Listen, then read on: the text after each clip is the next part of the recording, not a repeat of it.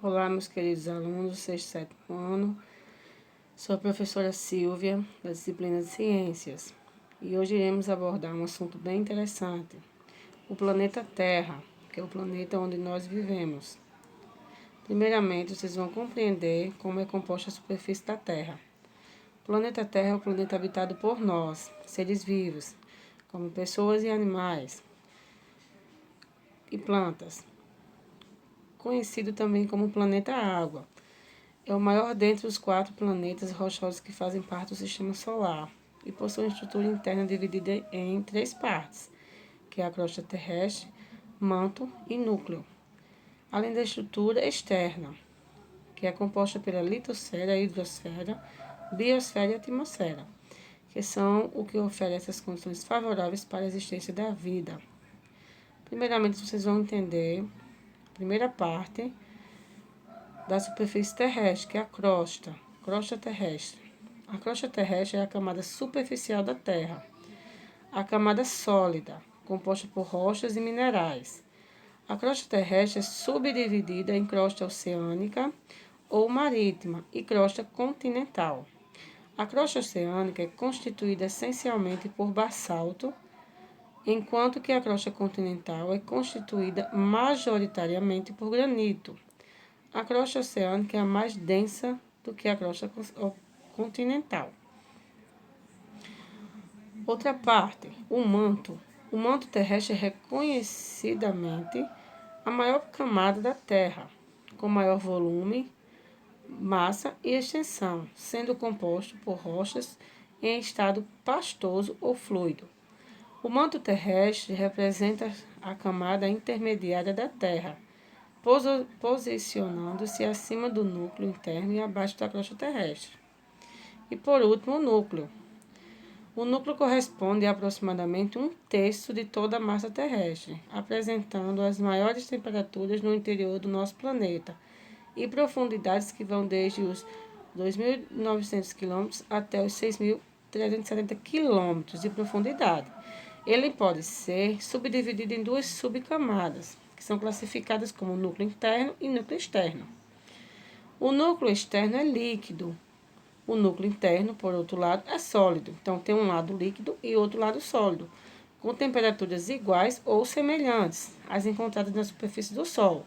De fato, bem quente, né? O fato de o núcleo ser sólido deve-se à pressão ser extremamente elevada, algo em torno de 3 milhões de vezes maior do que a pressão atmosférica. Estrutura interna da Terra. O planeta Terra pode ser dividido em 4 camadas esféricas interligadas: litosfera, hidrosfera, atmosfera e biosfera, como eu citei anteriormente. Essas 4 divisões englobam praticamente todas as características importantes do nosso planeta. A litosfera, por exemplo, é o nome dado à parte sólida formada a partir das rochas. Já a hidrosfera relaciona-se com a porção constituída por água. A atmosfera é a camada de ar que envolve a Terra, e a biosfera pode ser definida como um conjunto de todos os ecossistemas que existem. A água da Terra, um fator bem interessante, que a maior parte da Terra é composta por água. Aproximadamente 71% da superfície terrestre é coberta por água. É considerado o único planeta que apresenta água em seus 3 estados físicos, que é o bem conhecido: estado gasoso, líquido e sólido. De toda a água disponível no planeta, 97,5% é a água salgada. A maior parte da água, cerca de 97% de toda a água que existe no planeta, está nos oceanos e mares. Todos nós sabemos que a maior parte é a água salgada. Conhecemos esta água como água salgada porque contém substâncias chamadas de sais. A água também está presente em rios e lagos, porém em menor quantidade que nos oceanos.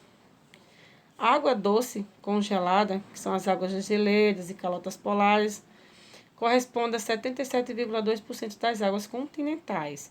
E a água doce armazenada no subsolo, que são os lençóis freáticos, é o nome que se dá a toda a água que fica no subsolo, debaixo da terra, como também aos poços, que equivale a 22,4%. A água dos lagos e lagoas, 0,35%. A água da atmosfera, 0,04%, e as águas dos rios, 0,01%. Esse daqui é toda a definição de todas a forma de água presente no planeta Terra. Tem também a água subterrânea.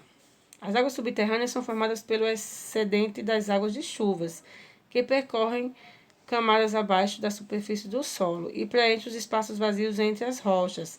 Então, toda a água da chuva vai para debaixo da terra, onde é chamada de água subterrânea, certo?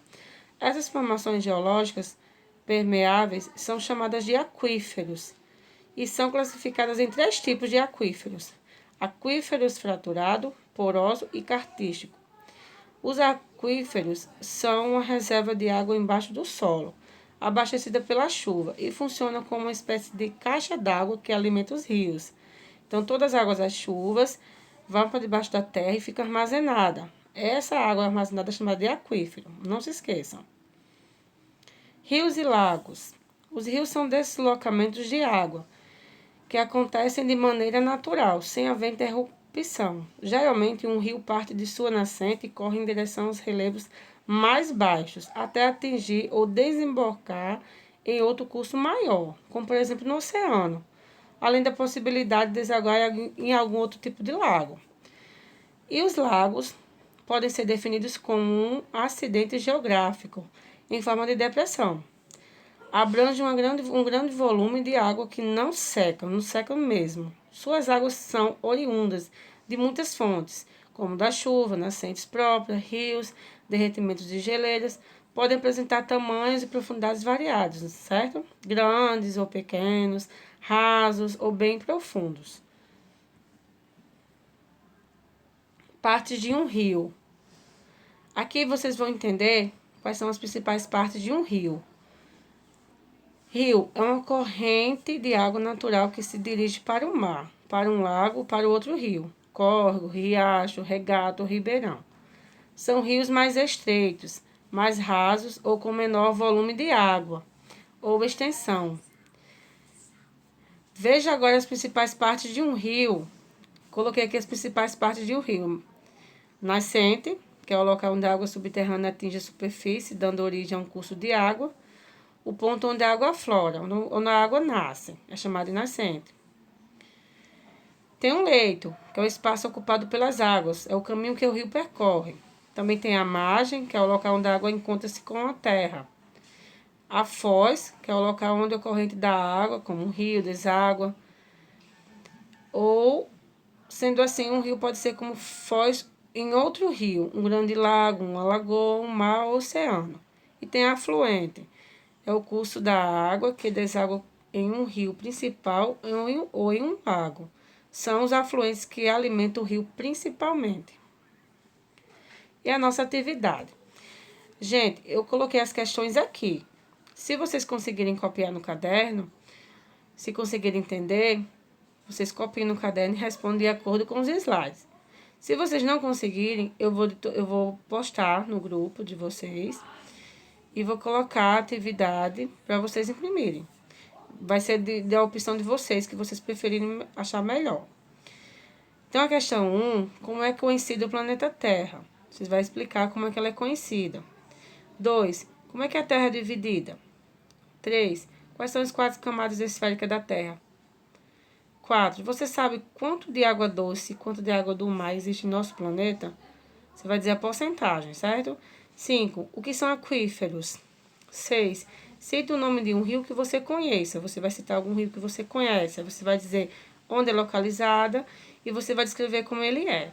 E por último, a questão 7. Escreva um pequeno texto que explica o que são nascente e a foz de um rio. Vocês vão explicar o que é nascente e a foz de um rio, certo? Qualquer dúvida, vocês podem estar em contato comigo no privado. E bons estudos a todos. Tchau, tchau.